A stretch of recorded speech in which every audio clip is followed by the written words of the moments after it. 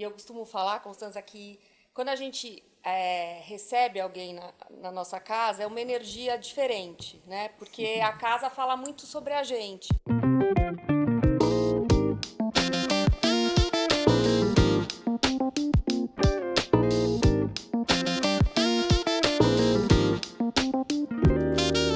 Hoje eu estou na casa da Constança Pascolato.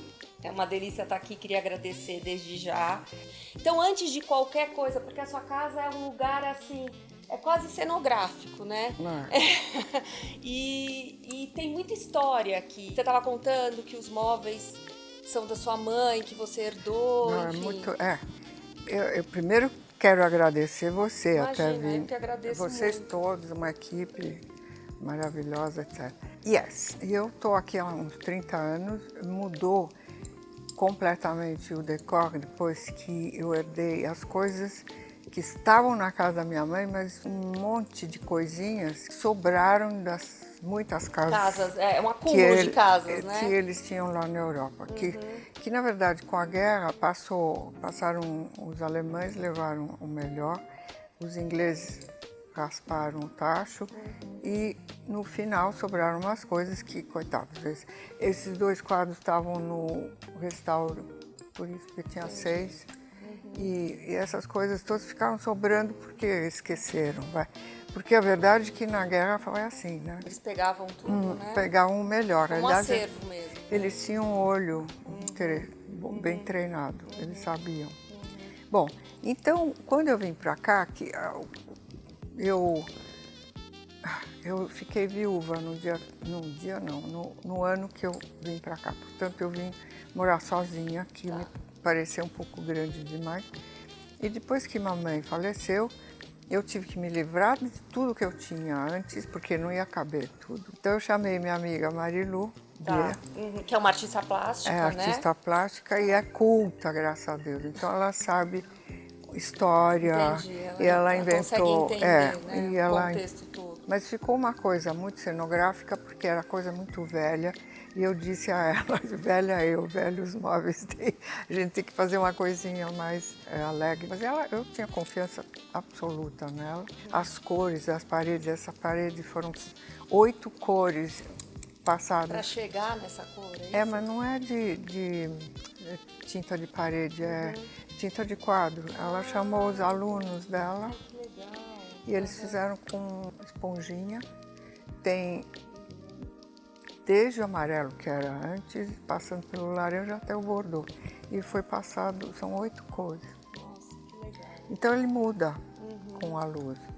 E tudo tem o seu devido... tá aí por algum motivo, né? Tá, tem uma história, cada uma das coisas, eu gosto disso. Você se inseriu, você foi para Abril por causa de uma dificuldade sua de... Porque eu tinha sido deserdada, eu tinha que trabalhar. Eu não quero falar que você foi deserdada, eu Mas deixo para foi, você falar mas- que você foi deserdada. Mas de qualquer mas melhorou maneira. depois. Mas eu acho que para mim foi ótimo, porque eu jamais teria tido uma vida tão interessante quanto essa, com conhecimento de todas as áreas. Entende? E você começar do zero, tendo que botar fita crepe no solado das modelos e fazer tudo, eu acho que para mim foi um insight, aprendizado, um aprendizado. E eu fui educada de um jeito que era a aristocracia de uma época que a gente tinha uma disciplina férrea. Então, essa disciplina me seguiu a vida inteira, tá? Por mais preguiçosa que eu teria sido, entendeu? Entendi. Coisa... Se era para fazer, vamos fazer direito. E você até começou hoje. bem do começo, foi bem de baixo, então? Então, Foi eu todo- fui ser produtora. Ah, produtora. Você acha que tem um... Posso contar isso? Claro, claro, você pode contar o que você quiser, Porque tudo que você quiser. sabe que fotografia, os fotógrafos devem saber, fotografia de comida é das coisas mais difíceis. Para fazer, né? Porque você tem que ter tem que dar a salivar, né, aquilo. Pois é, mas tem o fotógrafo, a luz e você que é a produtora do prato que mandaram fazer, não fui eu que escolhi, entendeu? Aí eu me lembro que o meu diretor, ele me disse, não, vamos fazer o peru à baiana. Eu sabia lá o que era o peru à baiana, mas eu vi. O peru à baiana é fervido. E como é que você Não é fotografa? assado? Não, Ah, tá. um coitado que está destruído com aqueles buracos embaixo das asas. Eu fui no restaurante chinês da Dona Beth, que era na Perdizes. Estou te falando nos anos 70, tá? E fui, Dona Beth, eu tenho uma incumbência amanhã terrível. Como é que a senhora faz o pato laqueado? Ah, entendi. Ela falou, mas você vai fazer um pato laqueado? Não, eu preciso maquiar o peru baiano.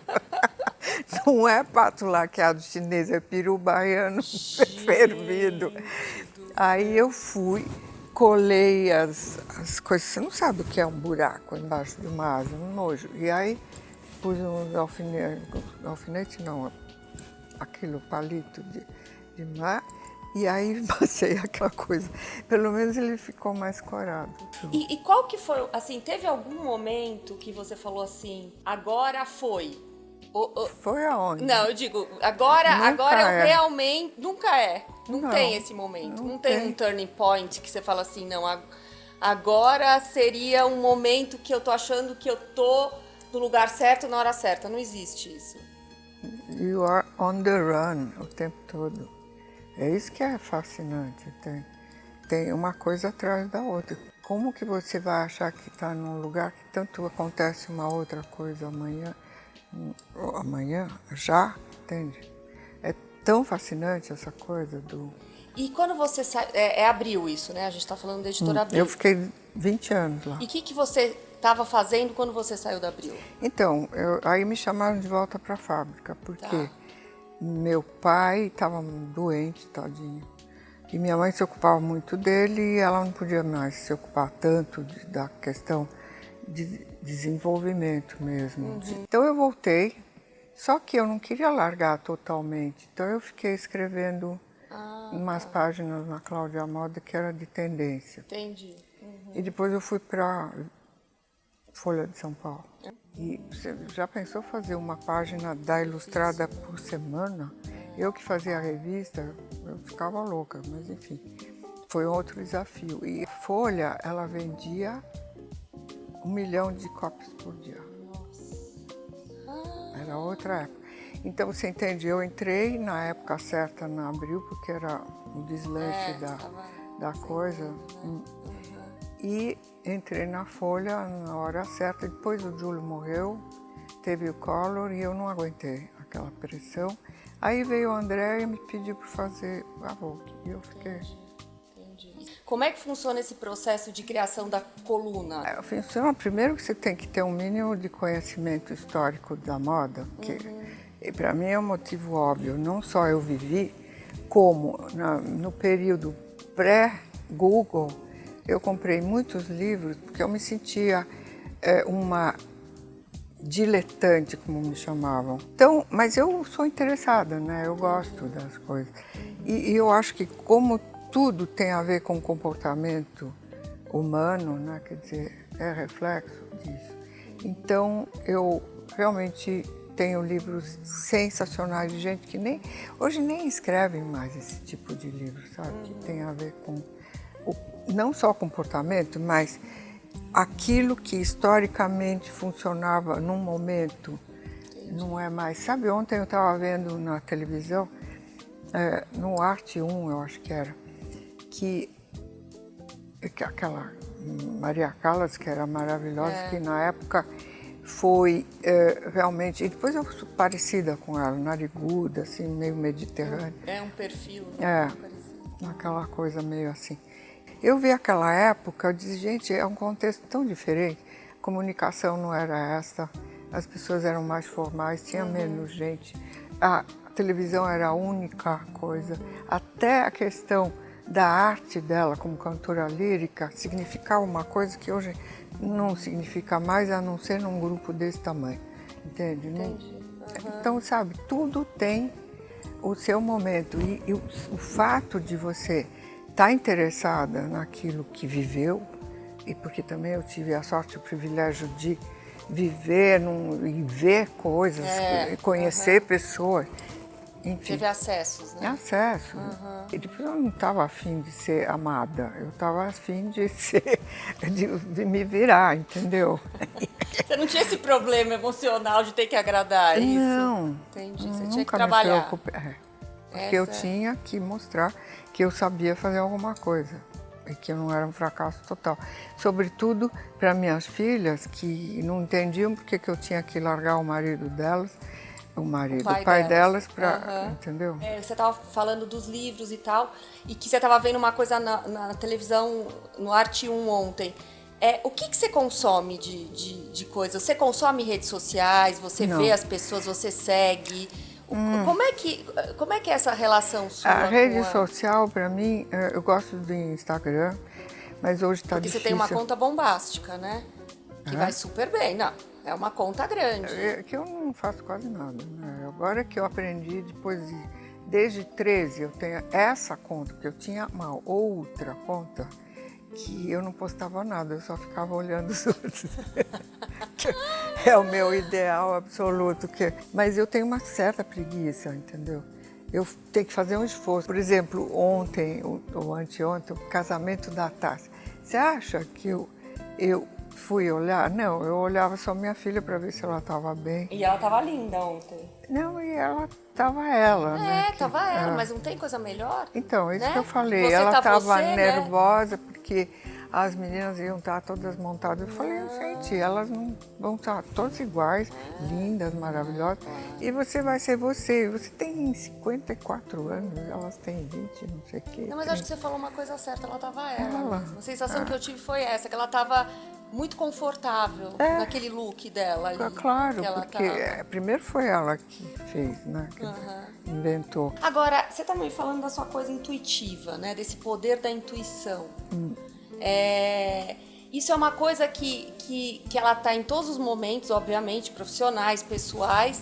E tem coisas, por exemplo, que você logo fala assim, isso não vai funcionar de jeito nenhum. Isso aqui não adianta você querer. Você estava falando do seu trabalho no Shop Together, de curadoria, desses novos talentos, dessas novas pessoas que estão entrando no mercado. Você tem aquele momento que você fala assim, não vai rolar?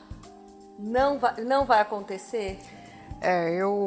Eu tenho um instinto assim sensacional de saber, não rola dentro de mim, então não rola. Entendi.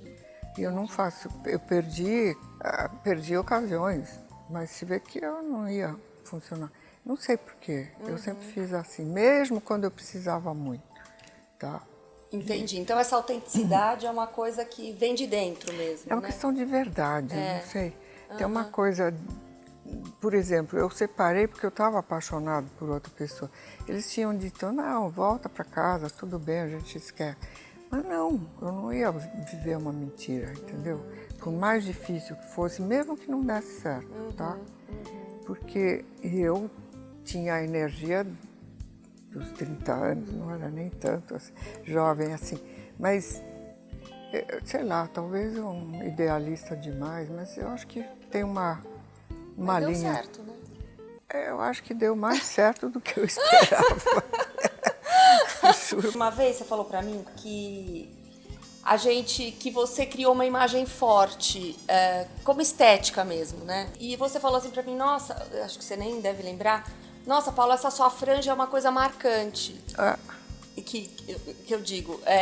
E aí, como é que você cria isso? Que eu tô te falando agora para essas pessoas que estão olhando a gente tentarem entender qual a importância, né, da coisa mais autoral. Qual a importância de você encontrar, né, a personalização. É o que você estava falando do look da Consuelo, enfim. Explica então, um pouco pra gente. Aí que tá.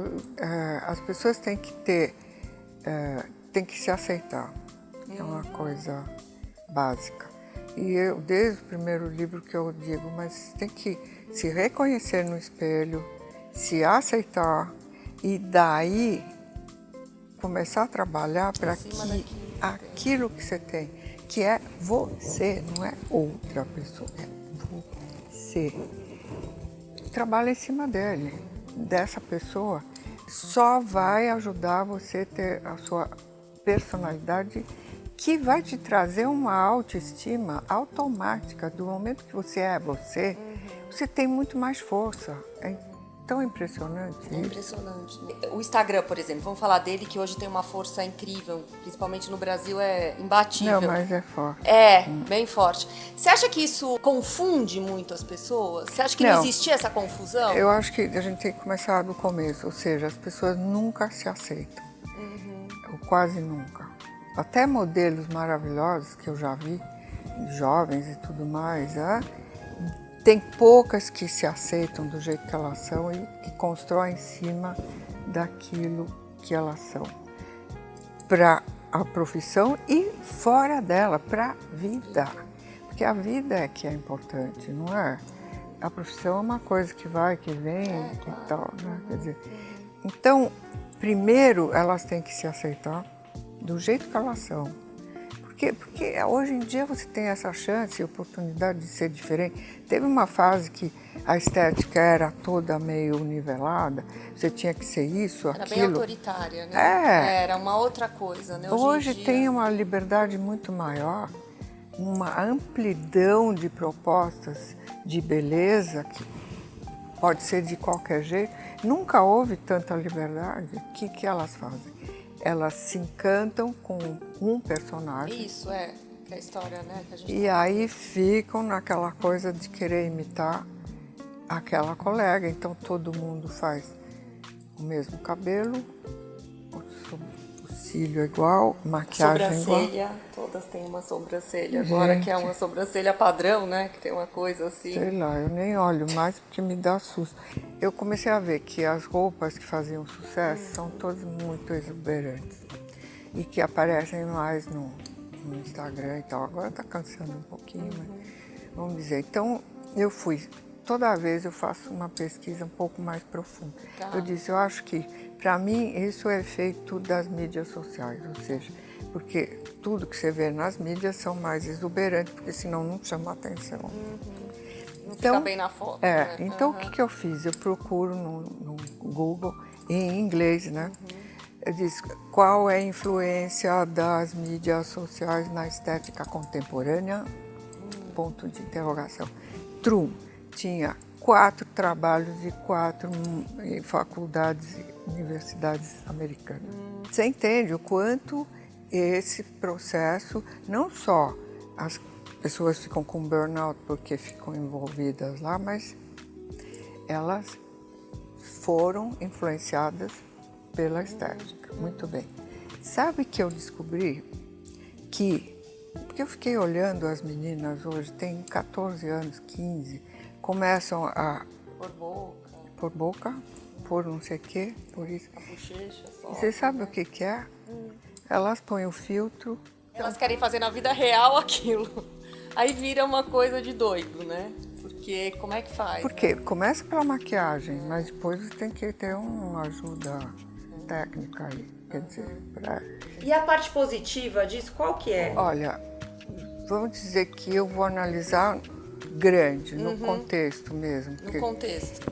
Porque, bom, eu não sigo só mídia brasileira, lógico. Tá. Meio porque meus interesses estão em vários países, várias coisas e tal. Mas você ficar sabendo das coisas, por exemplo, né? Então, para isso é muito útil, né? Então, porque você vai fragmentado, assim. E depois, sabe, a edição fica por conta das pessoas e não parte do... Eu sempre penso que as notícias estão editadas por um grupo de editores que, no fundo, ficam puxando a sardinha para lá e para cá, entende? E as notícias têm que ser todas bombásticas, senão ninguém se interessa. Eu assino esse Washington Post, por exemplo, que tem uma página do otimismo, uma vez por semana ou uma vez por dia, eu não sei. Eu assino porque eu digo que é corajoso e tal, mas nunca leio, porque notícia boa a gente nunca lê. Daí eu consigo, por exemplo, tem gente que eu conheço que hiper sofisticada no gosto, digamos, de arte contemporânea. Então eu sigo para ver o que é, porque para me informar de tudo hoje em dia, você não consegue. Entendi. Então você acompanha aquelas pessoas que você sabe que sabem e que você gosta e que você não precisa ficar copiando. Aí que tá, o radical não é copiar a pessoa, é entender o que ela entende, porque ela sabe mais do que você. Mas aí você faz a tua, né? porque Tua você, edição da a história. tua edição, a curadoria é tua. O olhar é seu, né? Tem que ser. Você, quem tem a tua vida é você, não é o outro. As pessoas parecem que esquecem disso. Eu considero que você foi uma pessoa rebelde. Na minha época, sim, porque me parecia tão chato aquilo que eu tinha que fazer daquele jeitinho.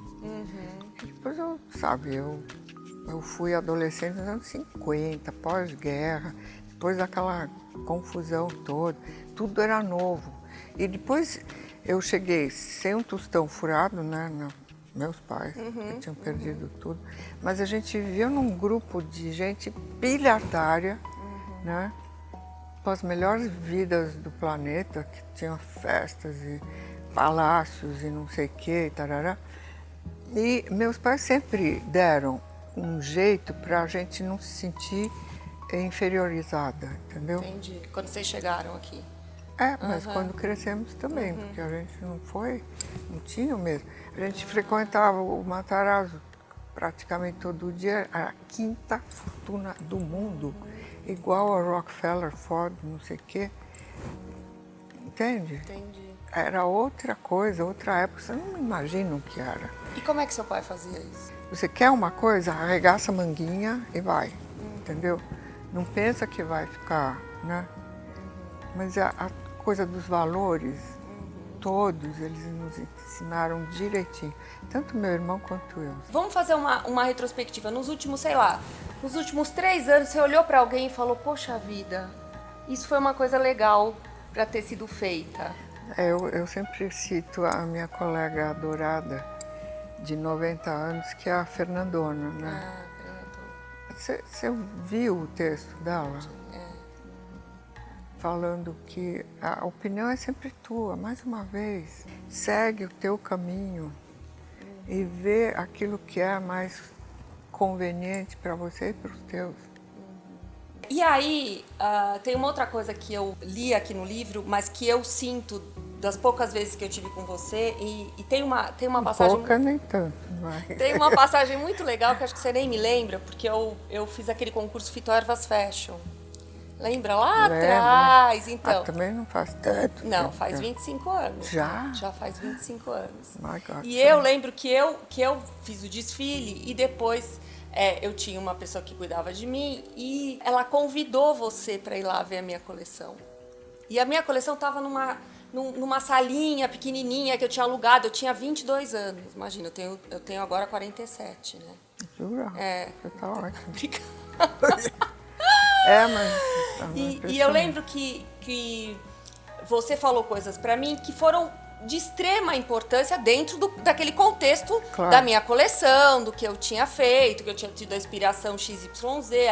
Aí você fez... você falou, não, você tem uma coordenação interessante aqui, porque você pegou esse tecido, você fez isso, você pegou o outro e você fez aquilo. O jeito que você pensou foi uma coisa legal. E aí, me veio, quando eu lembrei disso pra gente vir aqui fazer a entrevista, eu lembrei assim dessa coisa, né? De sair do próprio umbigo, né? A importância de você poder, às vezes, sair do seu próprio umbigo, às vezes até do seu próprio universo, onde você está acostumada a transitar, para acolher essa coisa nova, seja ela qual for. Isso é um talento? Isso é uma coisa que a gente desenvolve? Isso é o quê? É curiosidade, meu bem. Não, o que eu acho mais incrível, assim, há 25 anos atrás, é que você se envolveu naquele momento, né? E que é uma coisa que eu acho assim... Bom, primeiro que eu acho que valia a pena, senão às vezes eu até falava, escuta, muda de profissão, meu bem. Você gosta de cozinhar? Vamos fazer o frango cozido lá do... Outra coisa que eu acho muito legal, eu não sei se é porque eu tô numa fase dos meus filhos, que antes eu achava que eu tinha que viver e estar no mundo inteiro para saber das coisas que estavam acontecendo, aquela ilusão toda, e hoje em dia tudo acontece dentro da minha casa. Calma, peraí, acontece lá e na tua casa, nos dois lugares. Mas eu digo, esses movimentos todos, eu achei que as coisas mais sei. incríveis que acontecessem no universo, as coisas novas, o que vinha, tinha que ser fora. E eu com os meus filhos, sem ser piegas, é uma realidade mesmo, porque isso faz parte do meu dia a dia, eles são muito minha fonte do que está acontecendo, né? Mas isso em é termos legal, de comportamento. Não, é muito, para mim, assim, é priceless, assim, eu não Você consigo... vai ver na era dos netos como vai ser. Então, e vejo você com os seus netos contando histórias super interessantes. Qual é o papel deles hoje na sua vida? Bom, é fundamental. Você vê, você sentiu que os teus filhos te renovaram.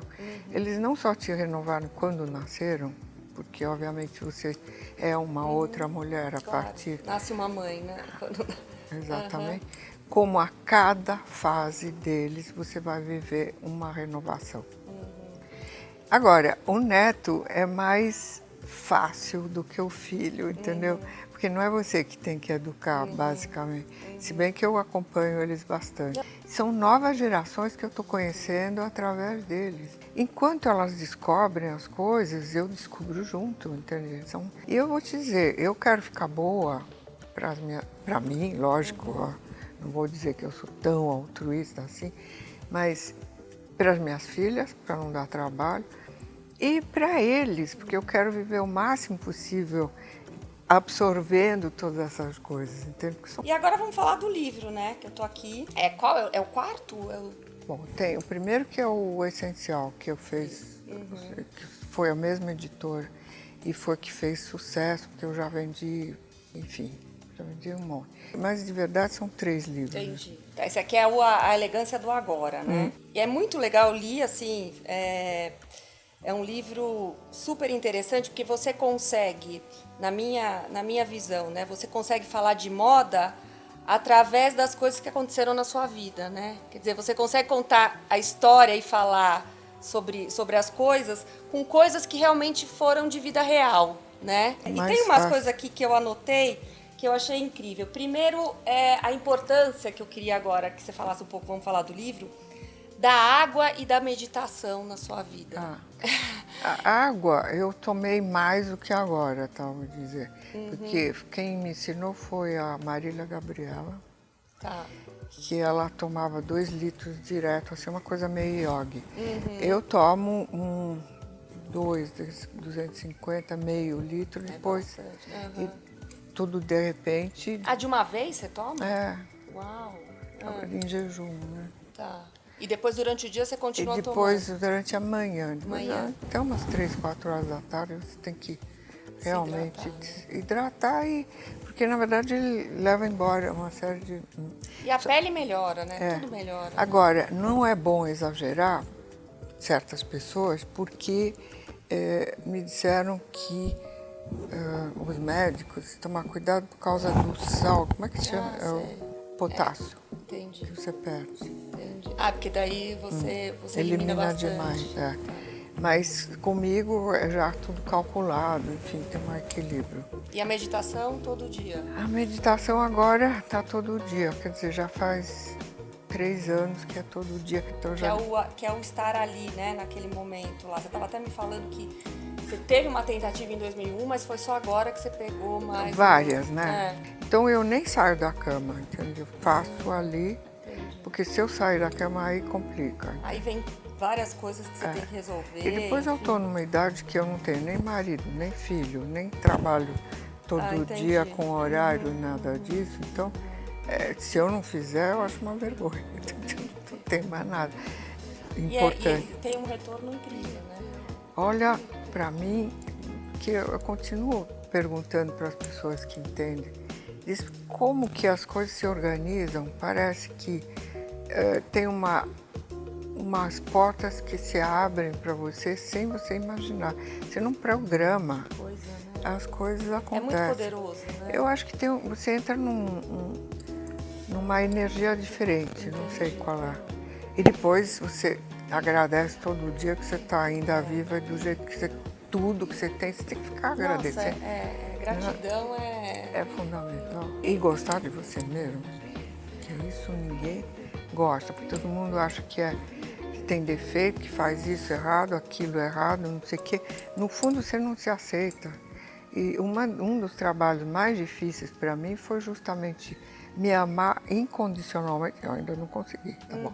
Incondicional ainda não, mas todo dia eu fico pensando, você é amada, inclusive por você, e você funciona, e graças a Deus.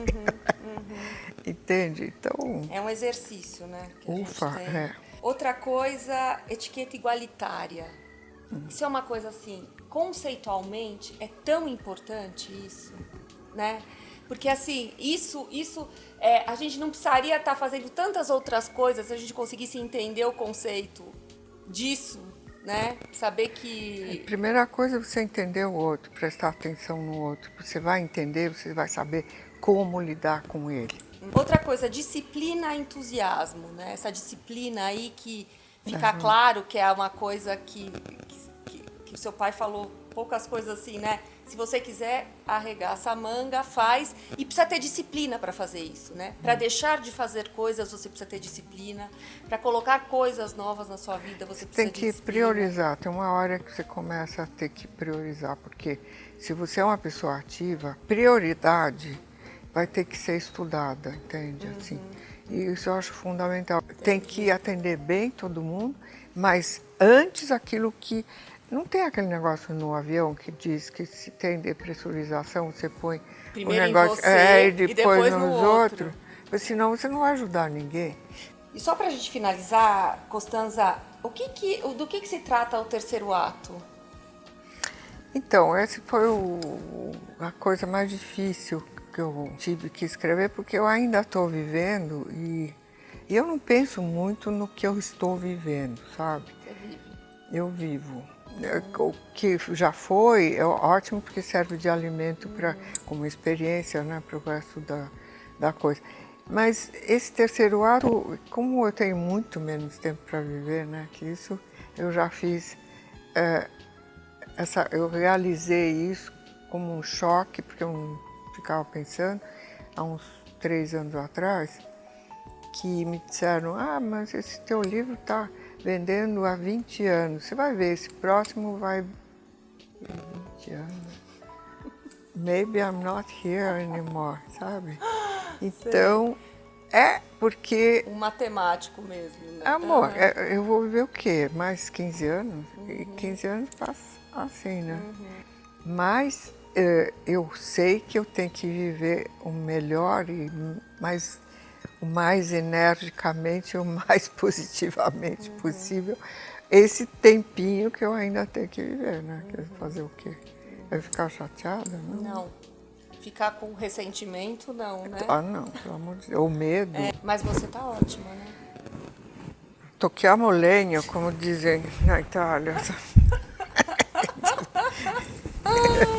E vamos nessa, sei lá. Bom, obrigada. Obrigada a você. Super obrigada, porque é muito bom, né, a gente poder trocar coisas assim e muito legal. Se vocês quiserem, ativem as notificações, aquela